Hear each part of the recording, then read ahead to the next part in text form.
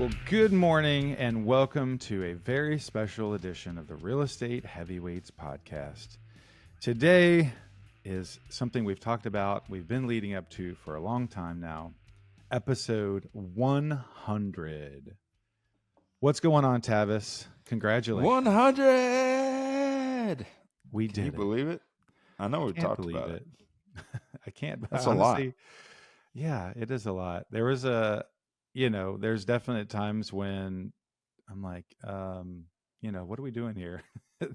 And we're kind of looking back through all of our old episodes, and I'm trying to go back here. Let's see. Our very first upload was September 22nd of 2023. So, Wow. yeah, we've been at it a while. We missed 1 week, I think, in there where we actually just didn't post anything. But in general, since then, I think we've been very consistent. And then we did a lot of interviews, and it's been a while since we've done an interview. Brian Beatty was our last one. It was episode 74, I think. And so, yeah, just first of all, congratulations. Second of all, thank you for doing this in the first place. I remember for those of you who've never heard the story, I mean, at the time, September of 23, Tavis and I were acquaintances and friends on a certain level. And I think that's probably around the time when we were talking about Mapleton and all this stuff. I was buying from you Sweetwater, and I don't remember the closing dates on all that, but yeah, we weren't super close. And so I had always wanted to do a podcast. And so I just texted you, and I really thought you would say no, but I think you were on the tail end. I think at that point you were wrapping up Polk and you were going into Mapleton, because Mapleton and Sweetwater you purchased in 22. So we'd already done some transactions, had been involved, but at that point in time you were wrapping up Polk. So we had those discussions, and then you were going into Mapleton and wrapping up Mapleton. Okay. So, but when I texted go back you, and listen, because some of those beginning episodes are really good, and yes, you can see a lot of growth and changes in the market because yes, probably changing in our editing quality a little bit, yeah. But yeah, we've asked a few of our close friends and family of which of their favorite episodes were what there were, and the first one that comes up is episode 3, which is our very first Flipping University. Flipping 101, and it's actually had a lot of people listen to it. Yeah.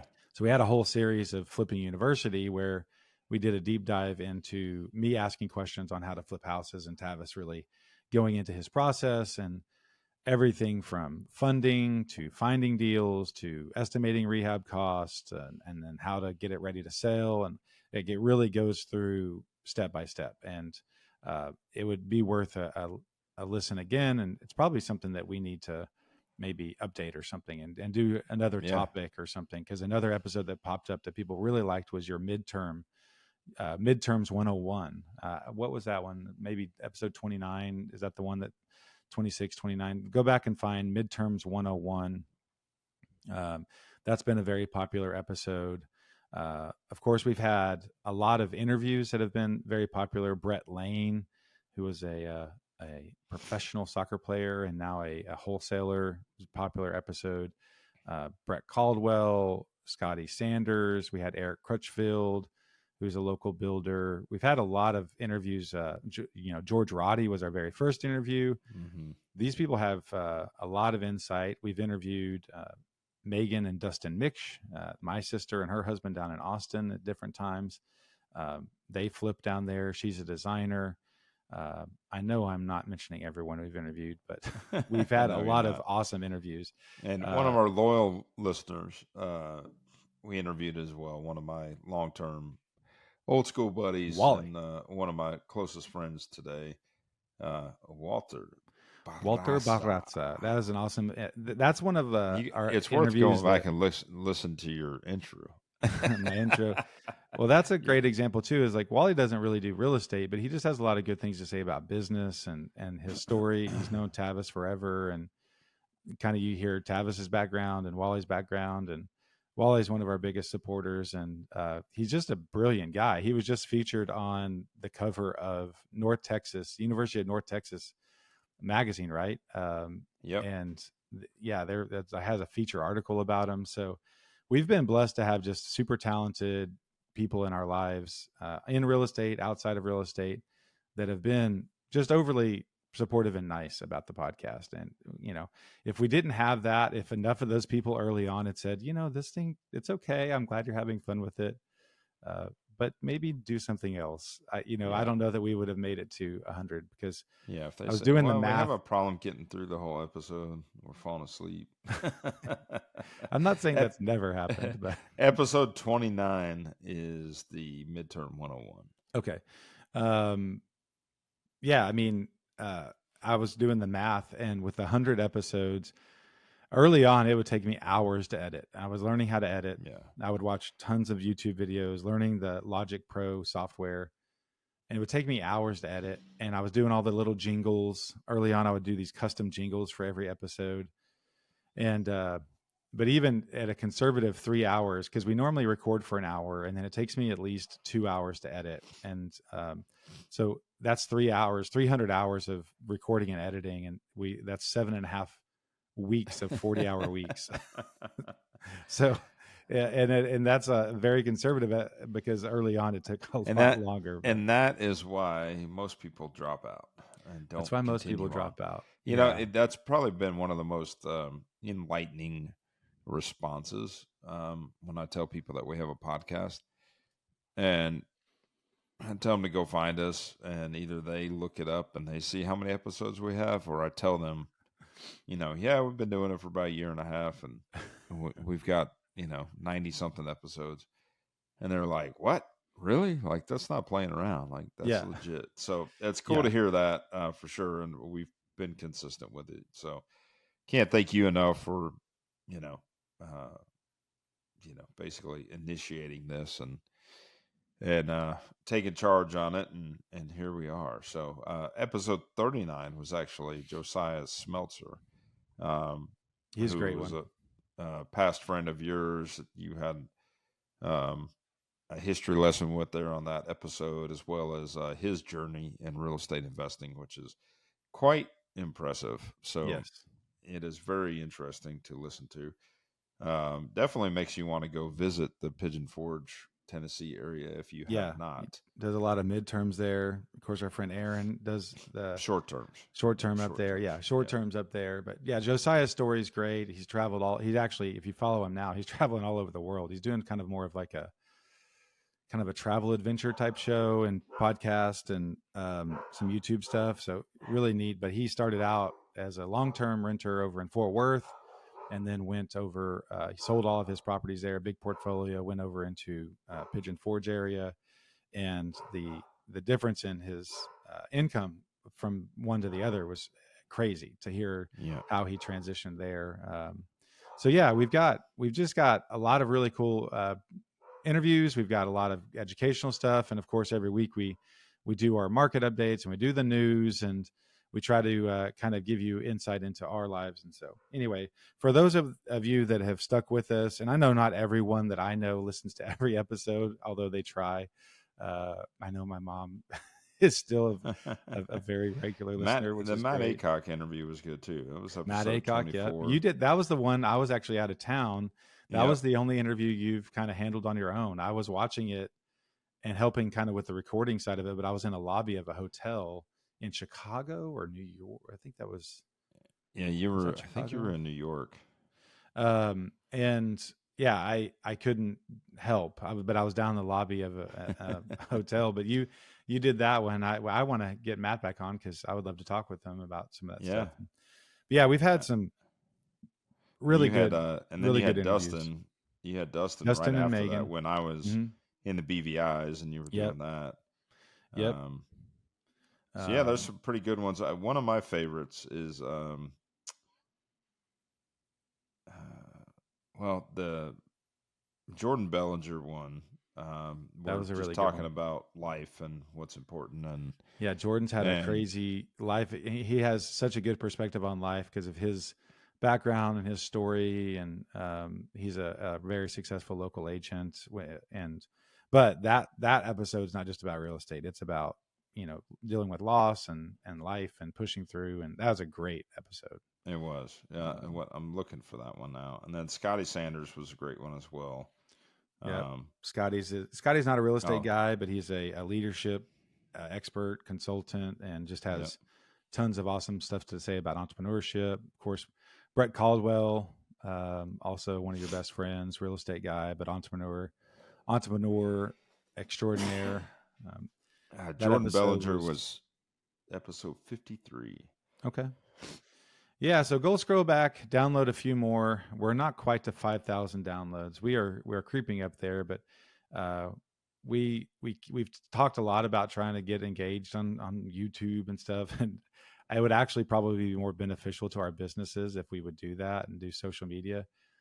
And but for whatever reason, the audio portion of it has become easier for me and comfortable, and I know I can record and get it out there, and at least sort of push it out. And so now I need to kind of push my boundaries and try to get other things out, and that's the goal. That's the stretch goal. So but thank you very much for listening, and thank you, Tavis, for being a part of this and sticking with it, and um, being cool with we've gotten into a pretty nice routine. There's certain weeks that it's harder, but we've both carved out these times, and usually pretty early mornings, and especially the editing is always early morning, very early.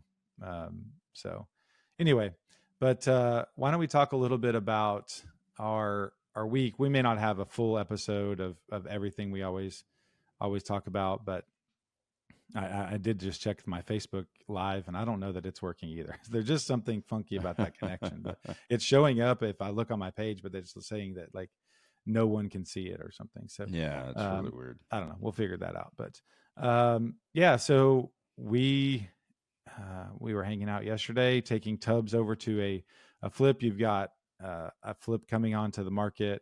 One's in Garland. We did an open house this last weekend. You have another one in Carrollton. Almeida is going on live today, and I've been doing some demo and did a fun video over at Montego. It has a very unique design style. It has a built-in toaster, a built-in can opener, the wall phone, the intercom system. It's just a very old school house, but this house is actually really beautiful, and got some cool architectural stuff. So that's going to be a fun project for sure. We took tubs over there last night. So Yeah.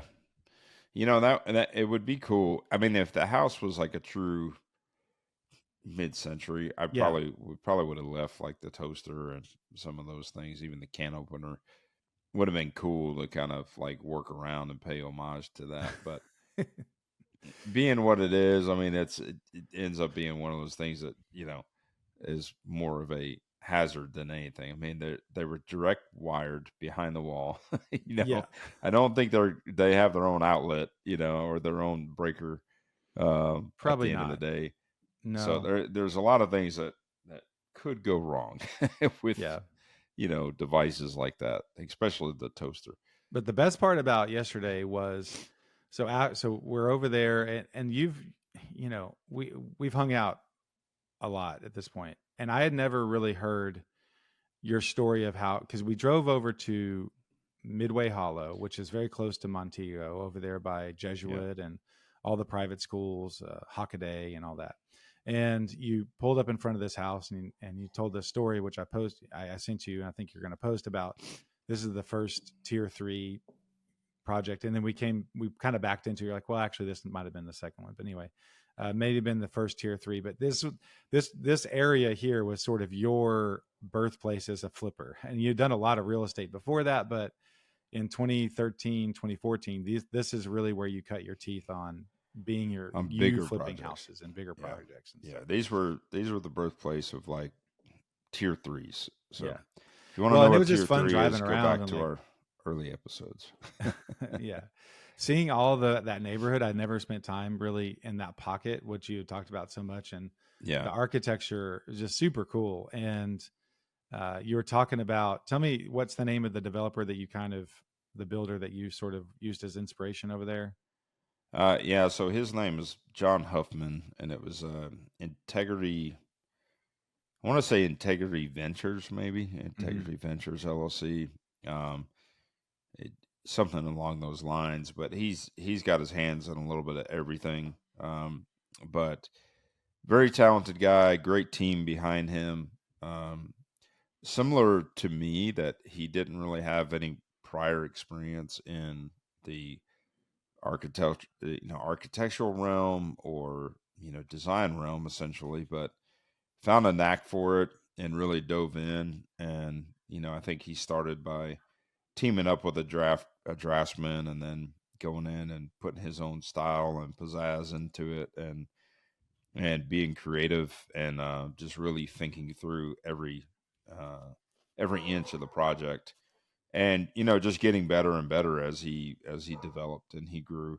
In fact, he's responsible for the house that Luca lives in. That's I forget the name off the top of my head, but famous architect that developed uh, North Park Mall, and built North Park Mall, essentially. And so this was like one of his personal residents. And then John had bought the project years ago. This was around like the 2016, 17 timeframe, and had bought this property, peeled it completely back, basically rebuilt it. Retrovation is what I like to call it, because he stayed true to the architecture, but he really put a modern finish on it, and did a great job. Well, anyways, that's one of Luca's properties that we Hardy actually just. McCullough, does that ring a bell? I'm reading Candy's Dirt article about this house. Hardy McCullough. He said, yeah, Mm, the architecturally significant home was built in 1984 by Dallas architect Hardy McCullough for his personal home. So oh, okay. I don't know if that was the North Park guy. I mean, it kind of looks like North Park, but Yeah, I could see maybe he was I think it inspired by it. was. I think that that's what I recall, that he was tied back into the North Park Mall. So I'm hoping I'm saying that correctly. I Well, might actually, be it wrong. says quote. Lower in the article, it says quote with North Park blonde brick and walls of glass. It was custom renovated by John Huffman of JH Design and Build and put on the market in 2020. And Okay. so that's why the brick. It is the brick that they used for. Maybe There that's you where go. they. Maybe Okay. that's kind of where the tie Well, in I is. think it was tied in, but I mean, we'd have to dig deeper in that. But yeah, so JH Design and Build, so that became his name, I guess, later, after Integrity Ventures or Okay. whatever it was originally. Um, so he was building stuff. This is 2013, 14 time frame. When I first came across him, our paths crossed, and then I continued to watch him. He kind of continued to watch what we were doing, and there was good collaboration, back and forth, as far as like sourcing cabinetry, and moving into the European style, cabinetry design. He was one of the first builders I saw that was integrating um, infrared heaters, into his patios, Mm, building them in flush mounting. And we had a appliance slash plumbing rep at the time, and and the guy was very forward thinking, and so he was a good tool for both of us, as far as pushing different products and different ideas onto us, and kind of changing the game. So yeah. at the time, if you remember, 2013, there was still a good amount of people that would not let go of the traditional old world design. Mm-hmm. And so a lot of people were still comfortable in the beige and tans and dark wood, and Yeah. traditional brick and stone exterior homes. And this was a time where it was shifting into the contemporary, modern market. um and so that was something I was trying to get in front of. And so Yeah. I really liked his style. It was a very warm contemporary style, Yeah. as you That's the saw big thing over yesterday. there. Yeah. It's like when you drive, so if you drive a little farther south, and let's say you go to like your Love Field area, those tear downs now, and even over like, off of 75, some of those over in that pocket, kind of towards Lower Greenville, those are more of your just kind of big white box, super clean, Southern California modern type things that were popular, or I guess are popular, but just Uh-huh. very just white box modern is what I would call it. These are to me more thoughtful modern and more warm, like you say. A lot of seemingly more use of landscape, and maybe it's just because it has more time, it's had more time to mature, but better use of landscape, the front yards and the driveways. You specifically mentioned he's known for kind of creating these parking, almost secondary parking spots out in the front of the house, under Uh-huh. trees and with gravel, and but it's not this sort of mole type growth on the house that doesn't fit. It's like it's kind of blends right in and really classy looking. And then my favorite house that we drove by last night was this. I mean, it had to be a fairly big lot, but it was a low slung, very masculine feeling kind of. I called it a San Antonio house. Just it looked, it was modern because it had a lot of the horizontal fencing, kind of the metal fencing, and but really great use of light. And it, you could just tell there was these nooks and crannies in the backyard, and the breezeways between the different buildings and houses. It was just so cool. Like it looked like a nice little resort down in San Antonio. Is kind of what it felt like. Yeah. And that was kind of my favorite one that we drove by last night. But that whole area is cool. So to see all that and see your genesis of kind of these properties that you've mentioned and these people that you've mentioned in your life over and over, so that was kind of a nice thing last night, and then to do episode 100 today is kind of getting a full circle, because you drove by several houses that you flipped. I did this one, and then we drove by the Montego neighborhood. Well, I did that one, and so it's just, you have a great memory of these places that you've spent. And the other crazy thing too was we were talking last night at dinner. I was asking kind of how long you've known some of your guys, and was it Ruben that you said that you met in Mm-hmm. 2008 maybe, and that's your tile 2000. guy that you still It was use? 2005. Yeah. 2005. Yeah. You've used the same tile guy and his sons, who are grown. It's not like these are 18-year-old kids going out to tile. These are grown guys that Yeah. are great tile guys. I've met them. They're really funny. And like that's a testament to how you do business and how you treat people, and the fact that you can keep the same tile guy that whole time. And you met Pablo, who's like your right hand man, your demo guy. He works at your personal house. Like, he's your guy. Super talented. He can kind of figure out how to do anything. He's really good at demo without completely tearing apart a house. that's his that's his skill set. So Well, he he's definitely learned over time, right? Like, I mean, there's been enough experience to get it more dialed in and precise, over the years. So, we've definitely had our snafus. I mean, we've talked about that before, and in fact, it was funny because we witnessed that with Dabney, with you. And I walk in after you'd been there and a couple days, and Dabney was not a difficult demo at all. But when I walk in and seeing the secondary bedrooms that all the baseboards are gone, and I was like, oh no. yeah, Like, oh crap. yeah, And then it was funny because after it got done, you were like, hey, I like the baseboards. And I'm like, yeah, no, they look great. It just costs more money to do yeah. it. But Well, these are all um, things that you learn as you go. And I mean, yeah, I joke a and lot that Pablo's done that. he's made a He's lot of done mistakes. that definitely more than once. Like, Well, I he's have ripped to out like, whole kitchens of cabinets before when he yes, was I so have to so like be very, yeah. very, like, hey, just so you know, and then to repeat it a couple times, Yeah. because the famous words is he was all like, oh no, this is no good. This is no good. It's gonna be much better. Just put new. Just put new. Yeah. I'm like, Yeah. yeah, I know what you think, but you're Yeah. not paying the bill. Which is funny because the other day, the opposite, we were over at Montego that has this really fancy kind of not matchable molding. And I was like, yeah, we're going to go ahead Yeah. and take this out and try to do something.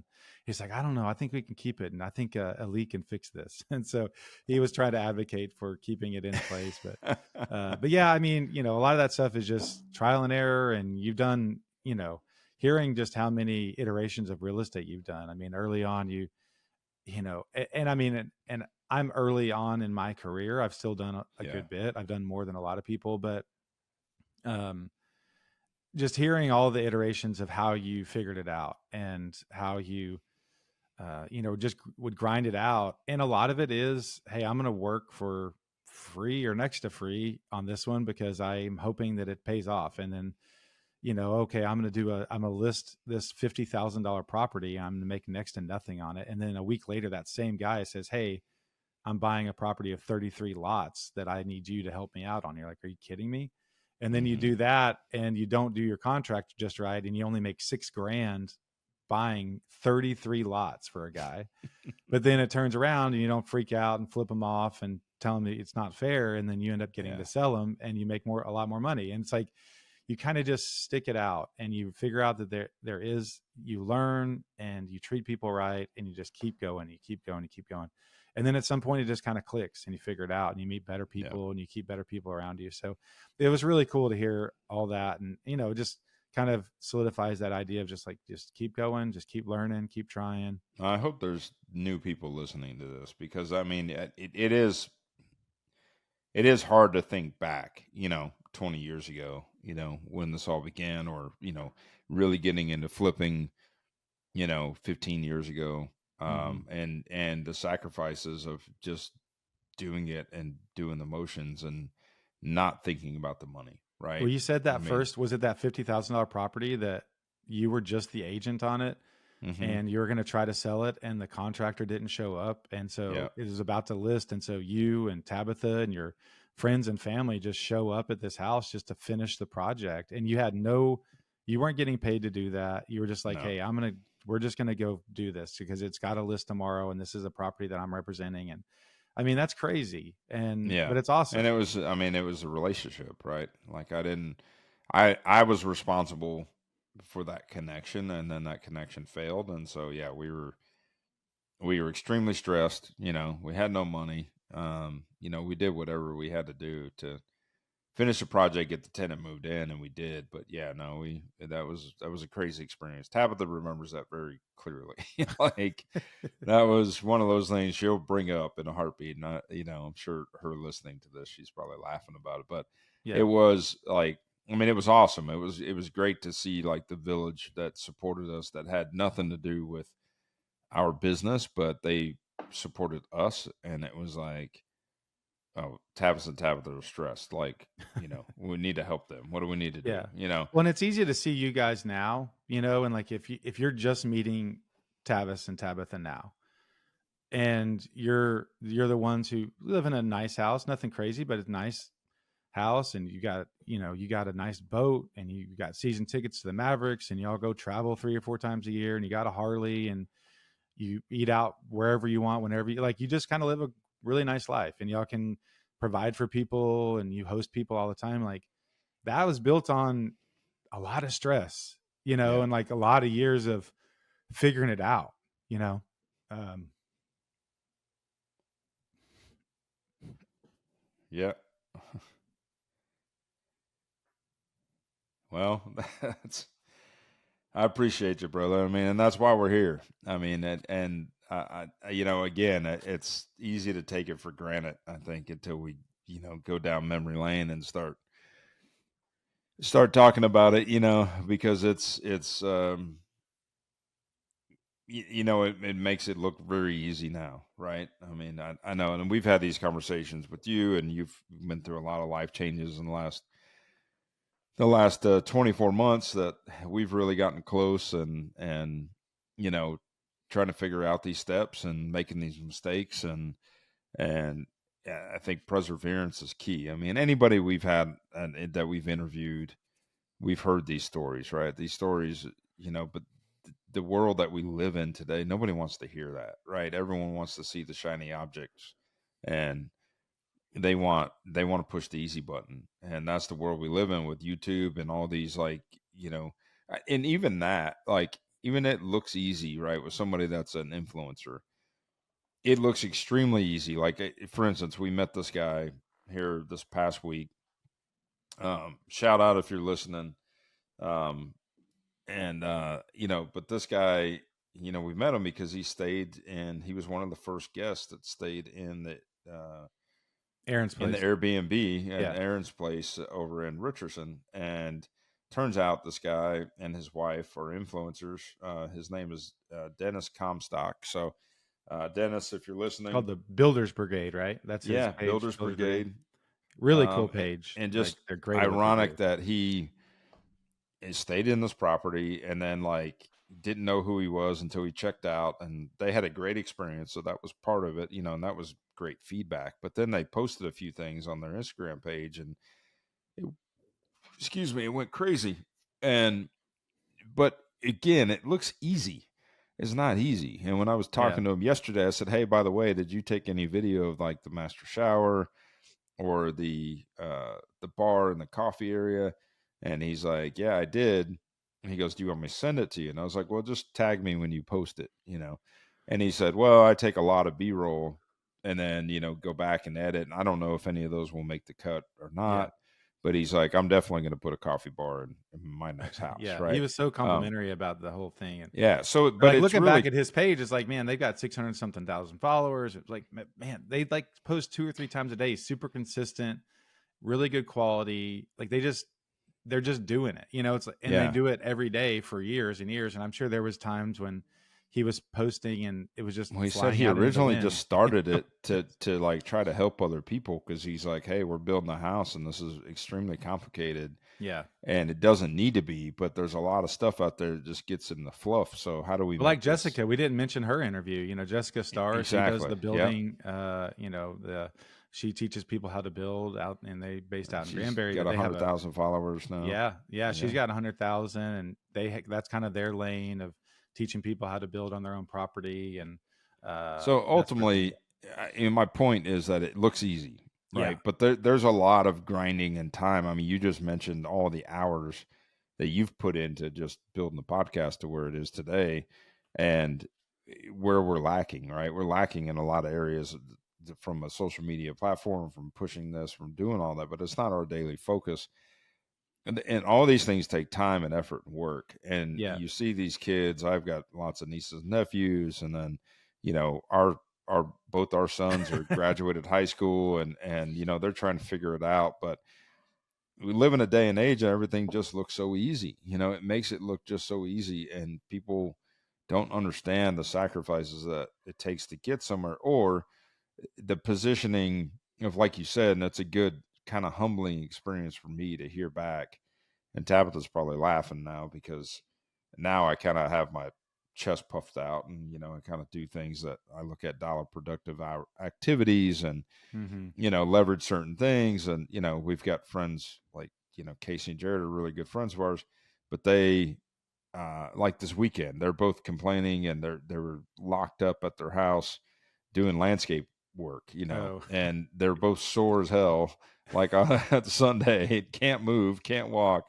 And but they're showing me pictures of the backyard. It looks pretty, but I'm like, why not just hire Pablo for two yeah, days right, and you can design it and he'll install it, and he'll be way more efficient. And it took them, they said they worked on it all week.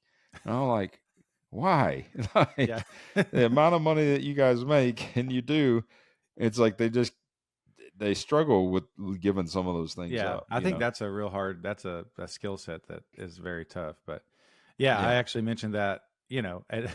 We were at the lake. I think we were at the lake, and Tabitha said, "I'm gonna pay you to come get this ice maker out of my garage. It's been there, and I've asked Tavis to take it." And I was like, "All right, well, as long if he's cool with it, I'll come get it." And Yeah. so, but that's a great example of, look, it's not that you don't care. There's just other things, and it's like, look, I'm happy to pay you to come pick this up, drive it to a place. In the process, freak out some girls that are working at an office that doesn't normally have walk-in traffic. Yeah. And yeah, I took it over there. But I mean, that's exactly right. I mean, you're like, look, it's not that I don't care about this, but like, I'll pay you, take Yeah. it, bring it back, and it's worth But it. So but it's good to hear, like, and we were having this conversation yesterday about this concept, and I think you're a good. I've seen you. put a lot of a lot of time and effort into a lot of things that you do, and you volunteer your time, from your band activities to, your nonprofits over the years to, you know, spending time with me doing things that aren't always going to necessarily be a monetary, value in return. Right. And sometimes I'm even on to you, like, stop volunteering to like do demo or do different things on this transaction. Like you Yeah. get, I remember you volunteering to put blinds up on Polk because you were so excited Yep. to get it done. You were just like, Whatever I need. yeah, I'll put I've moved blinds up blinds for you before. if you buy them, and I'm like, Yeah. no, Yep. stop. But that again, it's from me doing things like that. It's from years of, there was a time when I was doing my own landscape work on these flips. I mean, Mm. it happened until I met somebody like Pablo, and then I, leveraged it through and started seeing him do it right, and coached them through. And I mean, now we've got a pretty good, it's a pretty good team, Yeah, for sure. and so you gotta be willing if you want to do something. You got to be willing to just throw the gloves off and go figure it out and Yeah. stick with it and don't give up. And I think, there's a lot of this going around right now, but it's like you only truly fail when you quit. Yeah. And so if you just keep going at it, the right things will start lining up. And then, you just keep putting in the effort. You keep measuring what you've done and try not to make the same mistakes again, learn from those mistakes and grow and keep moving forward. Yeah, for sure. And I probably need Pablo. I probably need Pablo over at my house. We're getting it ready to sell, and there's 4 other houses for sale. Although one of them went under contract. It Oh, was a good. smaller house, but I need to do something to get kind of my house really tip top. I've got a couple of the guys that need to come over, and I've talked Yeah. to Alfredo, the window guy, to fix a window that I broke mowing one day, and yeah, so uh, kind of building on your years of whittling down really good people.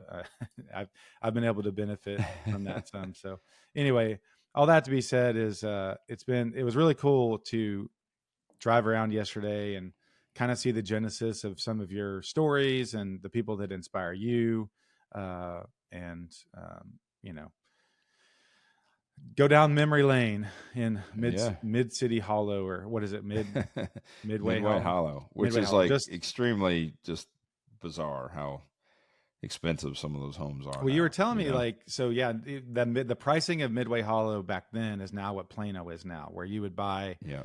in the high 2s, low 3s, sell in the 5s, something like that. Yeah. So that's what we're doing up in Plano. So we're doing a little bit different format today. That's totally fine. No one cares. Let's talk about. It's So our we 100th also, anniversary, so yeah. we're just talking about a little bit of everything. So little pet peeve yesterday. 100th year anniversary. Oh gosh, Yeah, 100th episode. Sorry.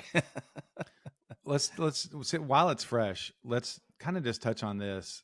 We went and walked a house yesterday, Yeah. and the house itself fairly well a mess. I mean, especially listening to the news story this morning about that Gene Hackman, his house, and the reason his wife ended up dying was because they had a rat infestation and she got Really? poisoned Oh by gosh, I some sort didn't of see rat, that whatever. article, So, but it's been a so while since I've been in one that bad. okay, In yeah. So fact, we that walk in this house yesterday. This is a relationship that you have with a guy that actually brought you a house several years ago. He used to be an agent and a really nice guy, but this is a family connection of his. I think it's his grandpa's house.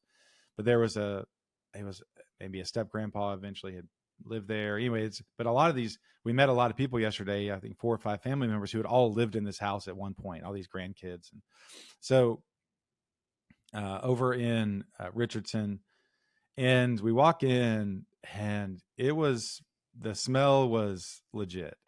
There was definitely a presence of cats, but man, the rat and mouse poop was everywhere, and it was on the refrigerator, it was on the kitchen counter, and they had taken over this front formal dining room, living room, where they were basically using the bookshelf as like their golden corral buffet. And it was just tatters of magazines and That book was covers. wild to and- see how many books were knocked out of the shelf, and they're just like, Yes. I'm just gonna go eat a little bit more of this or get a little bit more of this for my nest. Yeah. It's been a while since I, I mean that Forrest Bend house that we drove by yesterday. The That house termite was like house. that. I remember it was like, it's like the rats ate everything they could eat. Mm. And then like the cats ate the rats or Yeah. something. But the problem with it, so let's just talk about this from, and then maybe we can kind of transition towards closing up, but we've been going a little while. But so the pet peeve yesterday was the fact that this wholesaler had called this lady who was a family member who was kind of in charge of the estate, but not 100% officially, and convinced her to sign a contract on a house to sell this house that someone had passed away, and it's going through probate, or it had gone through probate.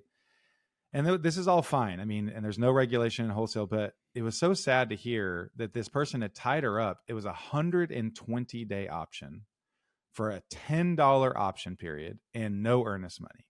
So for $10, they could hold that house for 120 days and walk away on day 119 and only be out $10 if they're ever going to pay that, Yeah. And there's just so many weird things about this listing. And so, but you did a really good job talking with them. And again, like, kind of going back to your experience, like you're able to sit there and talk with them because you've been through all these estate deals, and you've been, I've seen this, and you're able to kind of pause and call your attorney and say, it had to be really comforting for them to have somebody that wasn't trying to just sit there and take advantage of them. Now your number was low. Like, you're able to kind of give them a low number, like, well, this is where I'm at, but this is how I'm getting there. I can refer you to an attorney. This is the title company I use. They had heard of the title company, like, oh yeah, Chicago. So it's like you're getting to the same point that this other wholesaler got to, is a low offer, but you go about it in such a much more professional way. And it was just really sad to see this family. You could just tell there was so much stress on them trying to figure this out. And this one lady just felt awful, saying like, I'm so sorry. I don't know why I did this. I shouldn't have done this. Oh my gosh. She was just kicking herself for entering into this contract. And these are all grown kids, and they're like, we've all lived here at some point in our life. Like, yeah, they had all these memories in this house, and but yeah, it was just kind of I don't know. That's that. So Tavis and I hung out a lot yesterday. We took Tubbs over to this new flip that was really cool. We went and talked to this family, walked through the rat house, and then we went and had dinner, and we drove around Midway Hollow. But that's kind of, I guess, the full circle part is like, this is what's nice is when we first started this podcast is I was nervous to text you and say, hey, would you want to do a podcast with me? And now, basically all afternoon, we're just driving around doing real estate. And I guess the trick is, what we talked about is like, now my next phase is, how do I do this and make significant money? So, I think that's around the corner, but I mean, I'll go back and highlight a few things. So the one thing is, the funny thing is, we were standing in front of this house yesterday, and I was telling them about how some of these things take. And like, my longest escrow ever was 2 years and 2 months. And then, a few hours later, I drove you by that house. So I was like, oh, by the way, this is the house. It was 2 years and 2 months to take this down. The other part to it is, look, I think just, it is, you get more comfortable. I mean, we've talked to a lot of people that are, bird dogs and want to get out and do this. And it is challenging. Like, real estate itself is challenging and nerve wracking, because you kind of come across as a sales guy, right? Like, at the end of the day, you're in sales. But the reality to it, and this is something I learned a long time ago, and when this switch went off in my head, this was probably about 6-7 months into the business. When this switch went off, it was a game changer for me in this industry, in this business. And you've had some great success. You've done a great job representing buyers and, a few sellers, but for sure I've seen you do well with buyers. But the switch is this: you're not in real estate. We're able to sell an idea, and the idea is what the consumer gives us. So when we first meet with that consumer, they're either selling their home or they're buying a home, and the questions become, what's your idea? What do you want to do, and why do you want to do it? Mm-hmm. And so when we can narrow those options down and create a path, then all we have to do is really sell them back on their own idea, Mm-hmm. right? And that's what takes the sales part out of it. We're not selling some used car that we're stuck selling this, beat up car that we know is a bunch of stuff is wrong with it. Yeah. Or we're selling some product that we don't believe in, or we're selling some product that's, manufactured by 10 other competitors, and we have to like really sell ourselves on being different than somebody else, or whatever the case may be, or customer service or something like that. Now all those things are part of who we are, but at the end of the day, it's really about building that relationship and creating a solution to their need at the end of the day, right? So when you come about it that way, very much like we were doing yesterday, even though yes, my price was lower than what they were. I mean, this is my number, this is why it's this number. I would love to buy it, I would love to be an option for you, but if not, let me at least help you and educate you in the meantime, because that gentleman, Scott, that referred us there, um, has referred me in the past, and he doesn't get anything for it. He essentially reached out to me because he wanted to see this property that he grew up in become something beautiful again and have a good memory versus a bad memory.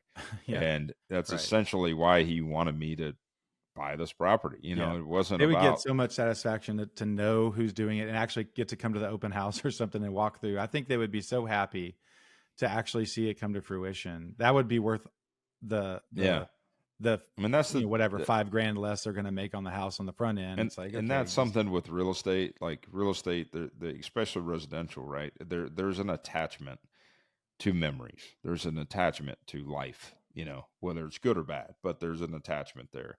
And, there's